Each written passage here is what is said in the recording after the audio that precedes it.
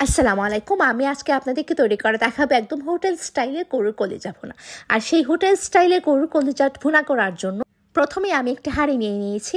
এখানে দিয়ে দিয়েছি পুরো 1 কাপ পরিমাণ তেল, কারণ গরুর কলিজা ভুনায় কিন্তু তেলের পরিমাণটা একটু বেশি দিতে হয়, যেহেতু কলিজাটা একদম ড্রাই থাকে। তারপর দিয়ে দিয়েছি 1 কাপ পরিমাণ পেঁয়াজ কুচি।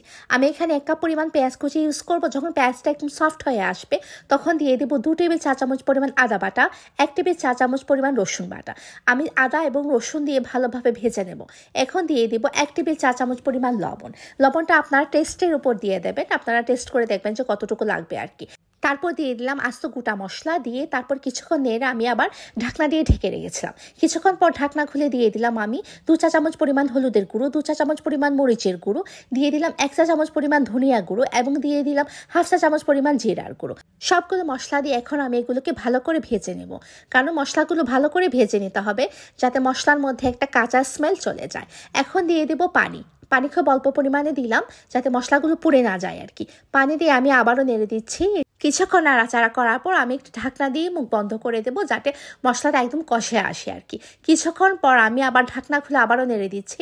এরই মাঝে আমি আরও 2-1 বার ঢাকনা খুলি তারপর পানি দিয়ে দিয়ে কিন্তু মশলাগুলোকে খুব ভালো মতো কষিয়ে নিয়েছি। আমার মশলাগুলো কিন্তু খুব ভালো মতো কষে গিয়েছে। এখন দেখুন আমি এখানে কলিজাগুলো দিয়ে দিচ্ছি। এখানে প্রায় 1.5 কেজি পরিমাণ কলিজা ছিল। আমি কলিজাগুলোকে প্রথম ছোট ছোট করে কেটে নিয়েছি, তারপর ধুয়ে কেটেলের পানি গরম করে এর মধ্যে ছেড়ে দিয়েছিলাম। অনেকেই দেখেছি কলিজাগুলোকে কিন্তু ভাপিয়েও নেন, এটাও হয়, তবে আমার কাছে মনে হয় যে গরম পানি দিয়ে দিলে কিন্তু কলিজার সব ময়লাটা একদম ক্লিন হয়ে যায়।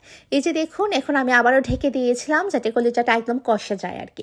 আর কলিজাটা কিন্তু খুব বেশি সেদ্ধ করতে হয় না, কারণ কলিজাটা যদি বেশি সেদ্ধ করেন তাহলে কিন্তু কলিজাটা খেতে ভালো লাগবে না, একদম রাবারে রাবারে হয়ে যায়। এই যে দেখুন এখানে আমি আজকে আলু দিয়ে কলিজাটা রান্না করব। আমি এখানে প্রায় মিডিয়াম সাইজের 2টো আলু নিয়ে নিয়েছিলাম। আলুগুলোকে কিন্তু আমি কলিজার সাইজ মতো ছোট ছোট করে কেটে নিয়েছি। এখন আমি আলুগুলো দিয়ে দিলাম। আলু আর কলিজাটা ভালো মতো আমি কষিয়ে নিয়েছি।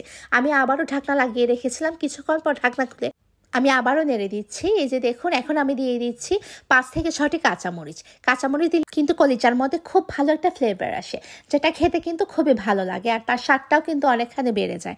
এই যে দেখুন এখন আমি কাঁচামরিচ দিয়েও কিন্তু ভালো মতো নেড়ে দিচ্ছি। আমি আবারও ঢাকনা দিয়ে দিলাম যাতে কলিজাটা একদম কষে যায় আর কি। এই যে দেখুন এখন আমি আবার ঢাকনা খুলে কলিজাগুলোকে ভালো মতো নেড়ে দিচ্ছি। আমি দেখছি যে আমার কলিজাগুলো কষে আসছে কিনা। যেহেতু কলিজাটা এত রান্না করতে হয় না, খুব দ্রুতই কিন্তু হয়ে যায়। এখন আমি দিয়ে দেবো খুব অল্প পরিমাণে পানি, মানে যতটুকু ঝোল খাবো আর কি। তবে কলিজার মধ্যে কিন্তু এত বেশি পানির প্রয়োজন হয় না, কারণ কলিজাটা একটু মাখা মাখা হলে কিন্তু আমার কাছে ভালো লাগে আর কি খেতে। এখন আমি আবারও 2 থেকে 3 মিনিটের জন্য ঢেকে রেখেছিলাম। আমার কলিজাগুলো কিন্তু হয়ে এসেছে। এখন আমি কলিজাটাকে বাগার দিয়ে দেবো।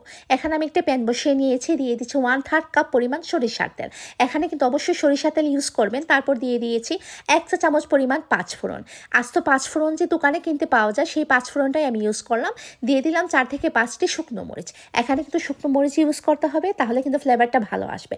এই ধরেন আমরা যেরকম ডালের মধ্যে একটা বাগার দিই না, ঠিক সেরকমই। তারপর দিয়ে দিলাম 6 থেকে 7টি রসুন কুচি। আমি এখানে রসুনগুলোকে ছোট ছোট করে কুচি কুচি করে নিয়েছিলাম, আমি এখানে দিয়ে দিলাম। এখন এগুলোকে কিন্তু খুব ভালো মতো ভেজে নিতে হবে। যখন দেখবো যে তার মধ্যে একটা ব্রাউন কালার চলে আসছে তখন কিন্তু আমি কলিজার মধ্যে এগুলোকে ঢেলে দেবো।